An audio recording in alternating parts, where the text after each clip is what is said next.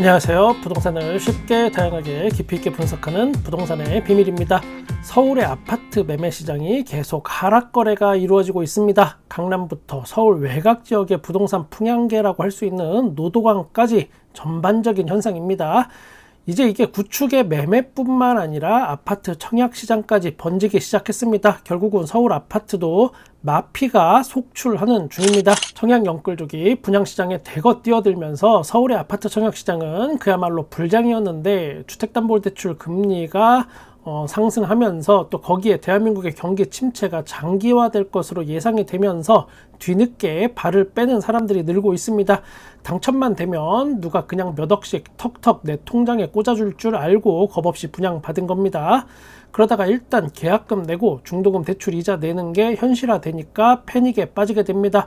거기에 잔금 시기가 되면서 폭탄 돌리기가 또 시작됩니다. 제가 자주 강조하던 이야기인데 이 중도금 대출 이자 이거 엄청 무서운 겁니다. 이 금융권에서 중도금 대출 해주는 경우가 많이 있습니다. 그 이야기는 우리의 예상보다 금리가 비싸다는 겁니다. 그러면 1금융권 중도금 대출은 싼가? 아니요, 그것도 절대로 아닙니다. 지금 언론에 잘 나오지 않아서 그렇지 분양받고 중도금 대출 이자 낮춰달라고 금융권이랑 싸우고 있는 현장이 은근히 많습니다. 그러면 조합원은 어떨까? 재건축이나 재개발이 시작되면 이사를 가야 되죠. 집을 비워줘야 공사를 하니까요. 그러면 당장에 살 집이 필요하게 됩니다. 그래서 이주비 대출이라는 거를 받습니다. 요즘 같은 때는 이주비 대출 이자도 이거 만만치 않습니다. 둔촌주공 같은 경우를 보면 2017년 첫 이주비 대출 당시에는 금리가 4%대 중반이었습니다. 그 사이에 기준금리가 많이 오르고 사업 지연에 따른 이주비 대출을 연장하면서 6% 후반까지 대출 이자가 올라갔었습니다. 그러면 이쯤에서 분양권 마피가 나왔다는 서울의 아파트 한번 살펴보겠습니다. 송파 더 플래티넘 송파구 오금동에 위치하고 있습니다. 5호선 계룡역까지는 직선거리 400m, 그리고 3호선 5호선이 만나는 오금역이 직선거리 600m입니다. 지하철역까지 눈물나게 가까운 거리는 물론 아닙니다. 그리고 단지 앞에 성내천이 흐릅니다.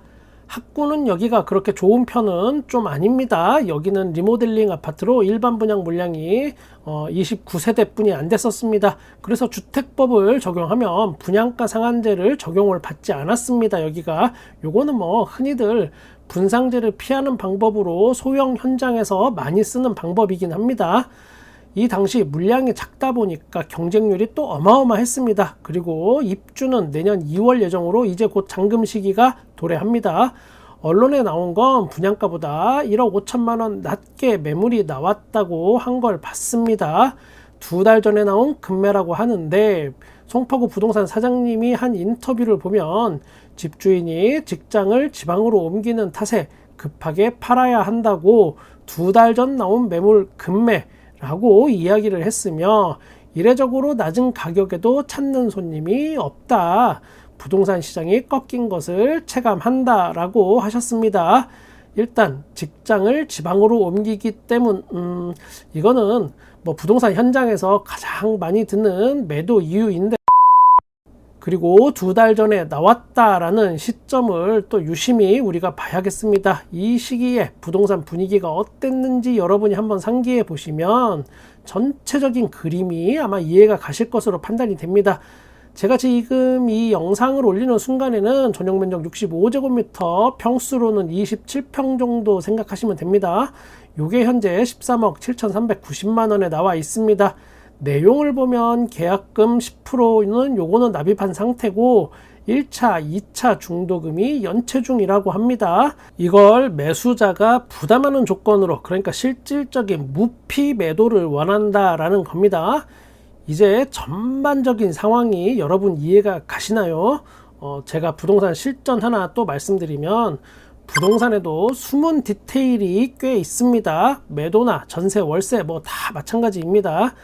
겉은 분명히 저렴한 것 같은데 막상 알아보면 숨어있는 디테일이 내 발목을 확 잡을 때가 있습니다. 워낙 부동산 사장님들끼리 경쟁이 또 치열하다 보니까 살짝 이 합법과 불법 사이의 경계에서 부동산 광고를 하시는 분들이 또 많이 있긴 합니다. 손님의 90% 정도는 꼼꼼히 따져보고 진행하시지만 대략 한 또 10% 정도 제 경험상 보면 그분들은 또 생각 없이 그냥 진행합니다. 며칠 전 구독자님 중에 한 분이 질문을 주신 게 있습니다. 10월 달에 집을 몇 군데 보셨는데 개인적 사정으로 내년에 집을 매수하시려고 한다고 합니다. 눈에 띄는 이야기는 집을 좀 더 보고 싶어 하세요, 이분이. 그런데 중개사님한테 미안하기도 하고 도대체 집을 몇 개나 봐야 하는지 등에 대해서 궁금해 하셨습니다. 제가 여기서 드리고 싶은 이야기는 집을 몇 개 더 보고 싶은데 미안해서 말 못하는 거 절대로 미안해 하지 않으셔도 됩니다. 당당하게 집을 더 보여달라고 하셔야 됩니다. 이게 공인중개사분의 입장에서 한번 말씀을 드리면 집을 많이 보는 손님을 그렇게 좋아하진 않습니다. 왜냐하면 그 이유가 아이러니하게도 집을 많이 보는 손님이 오히려 계약 성공률이 좀 떨어지기 때문에 그렇긴 합니다. 그냥 경험에서 그렇게 나오는 거죠. 그래도 전혀 미안해 하실 필요는 없어요. 부동산 사장님마다 스타일이 뭐 다 다르긴 한데 저 같은 경우는 오히려 집을 더 보라고 권합니다. 아예 이 동네 말고 다른 동네도 더 많이 보시라고 권합니다.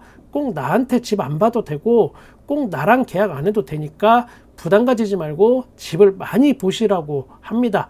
그러고 나서도 제가 보여준 집이 가장 마음에 들거나 아니면 돌아다녀 봤더니 공인중개사 중에 그래도 이 잘생긴 부동산 아저씨가 제가 제일 믿음직스럽다면 그때 다시 오신다면 제가 또 한번 최선을 다해 보겠다라고 말합니다. 저랑 같이 일하던 분 중에는 또 제가 이렇게 이야기하면 저를 굉장히 한심한 눈으로 쳐다보던 공인중개사 분도 계셨습니다. 그분 눈에는 다 잡은 고기를 마치 풀어주는 것처럼 보였을 테고 그래서 저한테 싫은 소리도 많이 했습니다. 부비야, 너는 복덕방이랑 안 어울리니까 딴 일 하라고. 이러면서 구박하고 막 그랬습니다. 그런데 제 경우 오히려 그렇게 하면 손님들이 더 저만 찾는 경우가 많은 것 같고 한 번 계약하면 뭐 다른 손님도 소개시켜주고 몇 년 후에 집을 다시 팔 때도 저한테만 집을 내놓고 뭐 그렇긴 했습니다. 그리고 혹시나 집을 보실 때 내가 처음 갔던 부동산 말고 그 옆 부동산 아파트 단지의 바로 옆 부동산 가서 또 집을 보는 거 그거 미안해 할 필요 없고 그냥 괜찮은 겁니다. 꼭 한 아파트 단지에서 한 명의 부동산하고만 내가 집을 봐야 하고 일을 해야 할 필요는 없는 겁니다. 오히려 나한테 집 본 사람이 옆에 부동산에 또 집을 보러 간다 그러면 내가 더 잘해주고 더 열심히 해서 집을 중개해 줍니다. 서로 경쟁이 붙어요. 그러면 더 잘해주려고 막 서로 안달이 납니다. 단 주의할 거는 있습니다. 내가 한 번 본 집을 다른 부동산 사장님이 만약에 또 보여주려고 할 수도 있어요. 모르니까. 그러면 그때는 그 집을 내가 이미 봤다. 더 이상 볼 필요 없다라고 당당하게 말하시고 만약 그 집을 내가 계약을 하고 싶다. 그러면 맨 처음에 집을 보여준 사장님하고 계약을 하면 됩니다. 다시 이야기해서. 그래야 부동산 사장님들끼리 안 싸웁니다. 이거 싸움 실제 많이 일어납니다. 현장에서. 제 구독자님들 중에 부동산 사장님들이 많이 계시기도 해서 제가 살짝 걱정은 됩니다. 이런 이야기 하니까 선배님들께 제가 드리고 싶은 말씀은 열심히 일한 사람이 계약을 하는 게 맞다라는 그런 이야기를 제가 하고 있는 겁니다. 그 부분 오해가 없으셨으면 좋겠습니다. 그리고 언론에 나온 마이너스 P 분양권 서울에 또 어디인지 하나 더 보겠습니다. 강북구 미아동 하나포레나 미아 여기서도 마피 매물이 등장했습니다. 제가 기존에 여기를 이야기할 때 여기는 한번 잘못 들어가면 정말로 미아가 될 수 있다라고 여기는 초치기로 미분양을 완판했습니다.